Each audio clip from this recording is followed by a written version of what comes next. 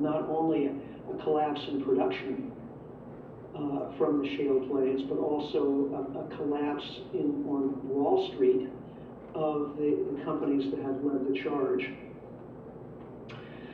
Now, meanwhile, the seeming good news from the oil and gas patch has hidden from sight for most Americans what's actually going on in the fossil fuel sector, which should be cause for concern. You know, the feedback that should be changing our collective politics and behavior is not there.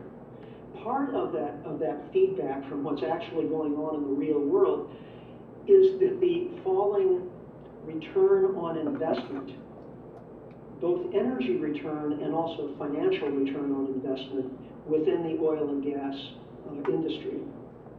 Now, the financial investment return, you can see just from the fact, as I mentioned earlier, the oil and gas industry is spending twice as much to produce the same amount of product. And if you look at investment per barrel or investment per well drilled, it's skyrocketing.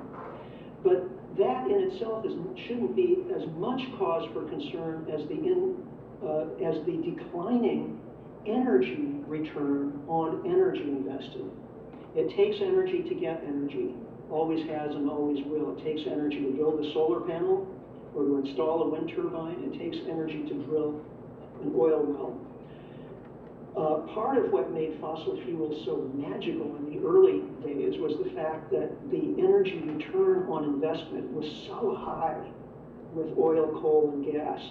It cost so little energy to drill an oil or gas well or mine coal in comparison with the amount of energy that we got back. That was because nature did most of the work for us. You know, over tens of millions of years, nature did the job of collecting and cooking this biomass into fossil fuels. All we had to do was dig them out of the ground. But now, you know, again, using the low-hanging fruit principle of extraction, we've gotten the best, cheapest, easy stuff. And from here on, it's going to be dirtier, more expensive, harder to get, more environmental risk, more financial risk. And that's exactly what we're seeing. Unfortunately, the public isn't seeing it because the public relations and advertising arms of the fossil fuel industry are being very successful and effective. The energy return on investment for energy sources has to be high to support an industrial economy. Think about it. Almost everything we do uses energy. Look at the room you're sitting in right now with the lights and the furniture and all of these things, use energy. None of them produce energy. Education, healthcare, you name it. All of these basic systems of society use energy. So the energy that we invest in getting energy has to produce a substantial surplus. It's not good enough to say, well, we get twice as much energy back from this process of energy production. We get twice as much back as we put in. That, for a financial investment, 100% profit would be great.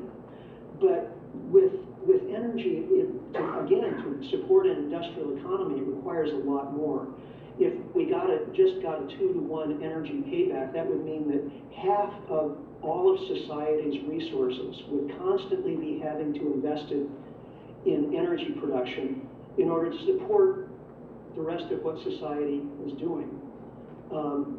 We've gotten used to an energy payback from fossil fuels of 100-to-1, 50-to-1.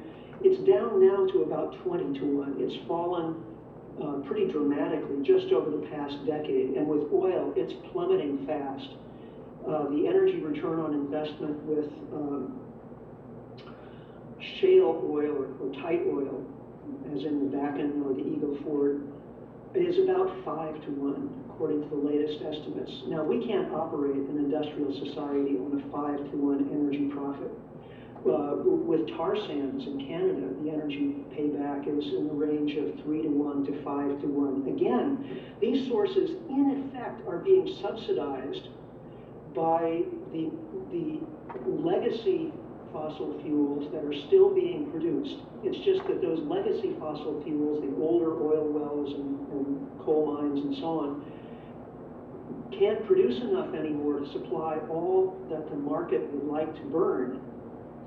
And so therefore the industry has to come up with more at the margins, and all of the more at the margins is from these more difficult, unconventional, costly, lower return sources. So gradually the whole fossil fuel industry is in effect cannibalizing itself. Over the course of the next 2 to 5 years, again, we're likely to see big changes in the U.S. energy situation. We probably will begin to see actual declines in world oil production within that period. The situation with global climate, of course, is, to use a horrible pun, heating up. Even as awareness of climate problems is growing, I mean, who can deny, the reality of, what we're seeing right now with the polar vortex in the eastern part of the United States, and meanwhile Australia is seeing daily temperatures of 110 degrees Fahrenheit, and people literally dropping over from heat stress.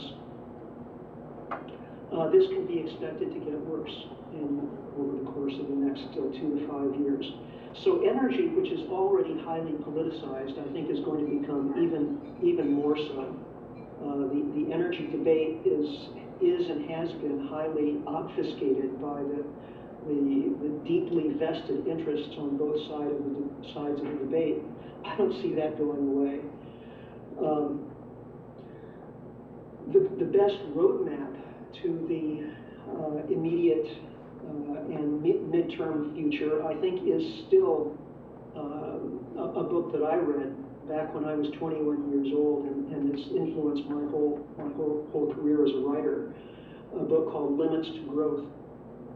The book has been highly derided by mainstream economists who don't want to believe that there are any limits to growth.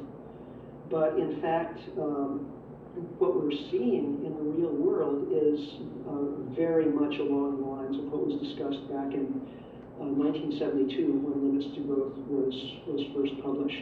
And in fact, retrospective analysis of those Limits to Growth scenario studies shows that they're within about 15% of being on target. And considering 40 years of data, 15% is actually doing pretty good. What we're likely to see in the economy is another question. Over the course of the last century or two, as we've seen unprecedented economic growth driven by cheap fossil energy, what happened was we developed a consumer economy. And since about the 1970s, since about 1980, when we had the first oil crisis, and the first and second oil crises, I should say. The first one in the early 70s, the second one in the late 70s. The U.S. economy started depending more and more on debt. We needed, once we got hooked on growth, we needed people constantly to buy more and more stuff.